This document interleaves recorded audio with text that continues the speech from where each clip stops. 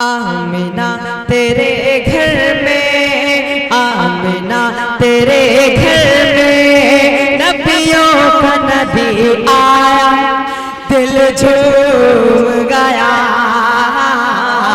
دل جھوم گیا، سن کر کے خبر فوراً بو جہل جو ڈرایا، دل جھوم گیا، دل جھوم گیا، دل جھوم گیا۔ شاہین بنت محمد سلیم، یہ وہ بچی ہے جو بہت ہونہار بچی ہے، بہت توجہ سے سنے، بالکل سنجیدہ ماحول بنا لیں۔ اگر تھوڑی توجہ دے دی تو آپ کو لگے گا کہ واقعی اس ادارے میں کچھ سکھایا جا رہا ہے، کچھ محنت ہو رہی ہے۔ بسم اللہ الرحمن الرحیم، الحمدللہ وکفا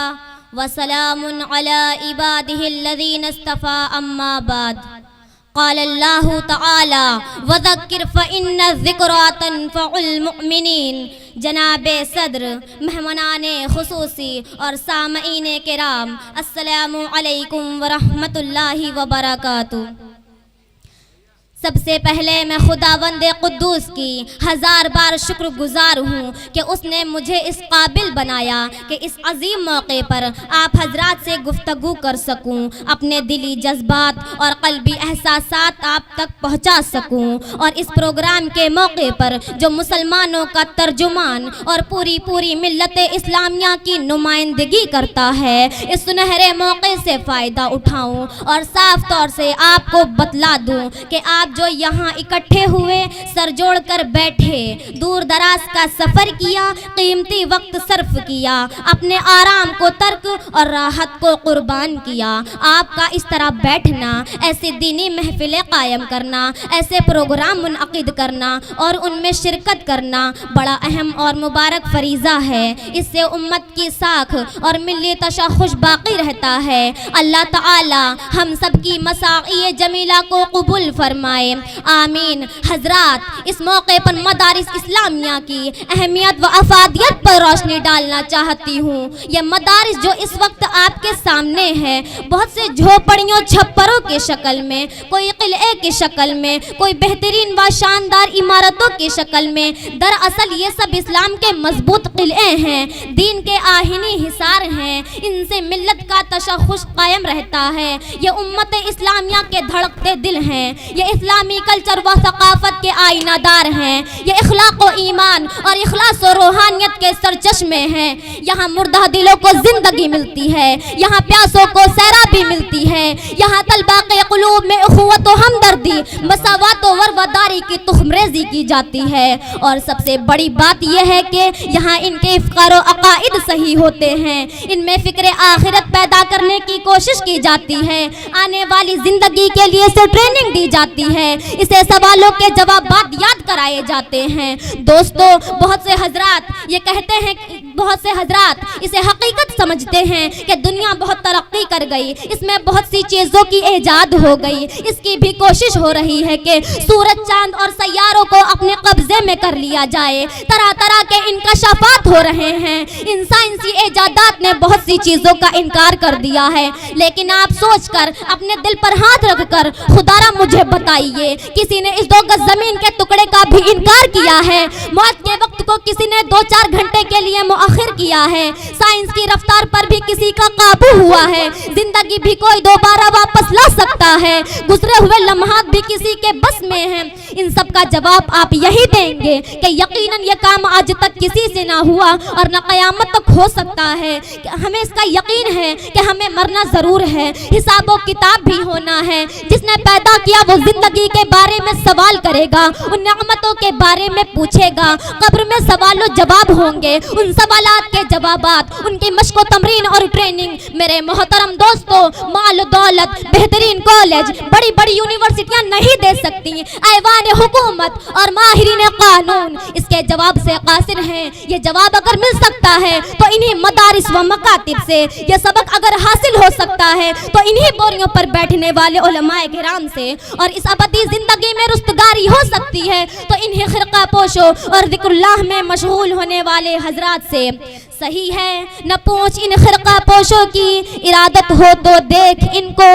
نہ پوچھ ان خرقہ پوشوں کی ارادت ہو تو دیکھ ان کو ید بیضا لیے بیٹھے ہیں اپنی آستینوں میں اور کسی نے کمال عقیدت و ارادت کو ملحوظ رکھتے ہوئے سچ کہا ہے تر دامنی پہ شیخ ہماری نہ جائیو تر دامنی پہ شیخ ہماری نہ جائیو دامن نچوڑ دیں تو فرشتے وضو کریں اس لیے اس سدا بہار زندگی کے لیے جہاں ہمیشہ ہمیش رہنا ہے وہاں کی تیاری کے لیے عقائد و افکار صحیح و سنوارنے کے لیے ان مدارس کا ہونا ناگزیر ہے حاضرین کرام مغلیہ سلطنت کے زوال کے بعد اسلام پر ایک ایسا دور آیا اور امت مسلمہ ایسے نازک مرحلوں سے دوچار ہوئی جس نے پورے ہندوستان کے مسلمانوں میں اس اضطراب و بے کلی کی فضا پیدا کر دی ان پر ہر طرح سے یلغاریں ہونے لگی ان کے عقائد کو مسخ کیا جانے لگا ذہنی فکری ارتداد پیدا کرنے کی منظم سازشیں ہونے لگی ان کی اقتصادی سماجی اور معاشرتی زندگی کو مفلوج کر دیا گیا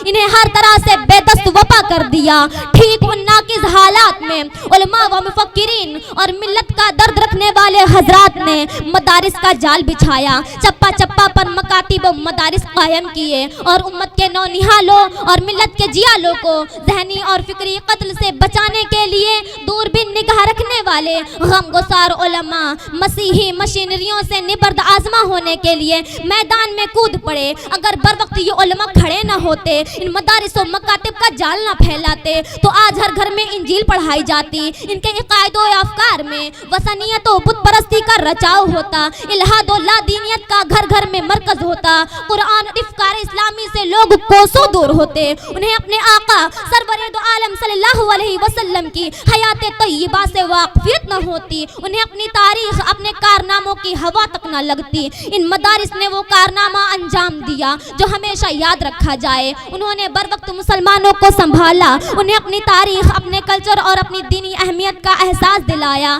حضرات اس وقت جو چپا چپا پر مکاتب و مدارس قائم ہیں یہ بہت بڑی نعمت ہے یہ مدارس معاشرے میں ریڑھ کی ہڈی کی حیثیت رکھتے ہیں یہ پوری سوسائٹی اور سماج کا مکھن ہے یہ اللہ اور اس کے رسول صلی اللہ علیہ وسلم سے آشنا کرنے کا ایک ذریعہ ہے جو ہمارا اور آپ سب کا حقیقی مقصد ہے اس لیے ہمارا اور آپ کا تعلق بھی ان سے ایسا ہی ہونا چاہیے جیسے جسم کا روح سے آفتاب کا روشنی سے اور پھول کا خوشبو سے اگر یہ آپ کا تعلق باقی ہے تو سمجھ لیجئے کہ جسم و روح دونوں ہی زندہ ہیں اگر یہ تعلق ختم ہوا تو پھر ہمارا خدا ہی حافظ ہے دوستو بہت سے حضرات یہ کہتے ہیں کہ ان مدارس سے کیا ملتا ہے ان سے نوکری نہیں ملتی ان سے ڈگریاں نہیں ملتی یہاں کے افراد قوم کے اوپر بار ہیں ان میں شعور و بیداری نہیں آتی یہ ٹیکنیکل لائن میں آگے نہیں بڑھتے ان حضرات سے میں صرف اتنا عرض کرتی ہوں کہ روزی روٹی کا مسئلہ کوئی اہم مسئلہ نہیں ہے اس کا وعدہ خدا بندے قدوس نے ہم سے کیا ہے وما من دابة في الأرض إلا على الله رزقها خلقه فقدره ثم السبيل يسره اور یہ بھی طے شدہ بات ہے کہ روزی کا تعلق قسمت سے ہے عقل سے نہیں اگر عقل سے اس کا تعلق ہوتا تو سارے بے وقوف بھوکے مرتے اس لیے نظام قدرت عجیب ہے اس لیے مسلمانوں کا اصل مسئلہ اور مقصد زندگی پیغام خداوندی ہے دعوت و ارشاد ہے اس کاروان سفر میں رہ کر اپنی ابدی زندگی سنوارنا ہے آخرت کی فکر کرنی ہے اس کے بارے میں اسلام و قرآن کے ارشادات مکمل واضح ہیں صحابہ کرام رضی اللہ تعالی عنہ اور اسلاف رحمت اللہ علیہ کی زندگی ہمارے سامنے ہے انہوں نے اس دنیا سے کس طرح خوشہ چینی کی اور خوانی نعمت سے بھی سیرابی حاصل کر کے اور دامن بچاتے ہوئے کس طرح دنیا و آخرت کی فلاح و بہبودی ان کے حصے میں آئی حضرات یہ مدارس دراصل اسلامی چھاونیاں ہیں ان کے سائے میں زندگی ملتی ہے اقدار کی بند کنیاں چٹختی ہیں افکار کے پھول کھلتے ہیں قرآن و حدیث کے سائے میں زندگی پل کر جوان ہوتی ہے ان مدارس کے ذریعے زندگی کا صحیح حل تلاش کیا جاتا ہے اس لیے ضرورت ہے وقت کا تقاضا ہے کہ ان کے ساتھ ہم بھی وابستہ ہوں اپنا تعلق قائم کریں ان کی اعانت کریں ورنہ یہاں بھی یورپ کے میخانوں کا نظارہ ہو سکتا ہے اقبال مرحوم نے دورہ یورپ کے بعد کہا تھا ان مدارس کو یوں ہی رہنے دو ورنہ یورپ کے میخانے دیکھ آیا ہوں وہاں کا نظارہ میں نے کیا ہے الہاد و زندقہ کی تصویر پیش کرتا ہے ہر طرف کردار کشی کی مہم ہے ہر طرف فکر گستاخ کا سیلاب ہے اس لیے تمام حضرات سے درخواست ہے کہ ان مدارس کا گام بگام ساتھ دیں اور ہر طرح سے ان کا تعاون کریں اللہ تعالی ہم سب کو دین و اسلام کی اعانت کی توفیق عطا فرمائے آمین خزاں پرست تجھے کچھ خبر نہیں اس کی خزاں پرست تجھے کچھ خبر نہیں اس کی، کہاں خلوص کے پودے لگائے جاتے ہیں، یہ مدارس ہیں، یہ مدارس ہیں، انہیں حقارتوں کی نظر سے نہ دیکھ، یہ مدارس ہیں، انہیں حقارتوں کی نظر سے نہ دیکھ، یہاں وطن کے سپاہی بنائے جاتے ہیں۔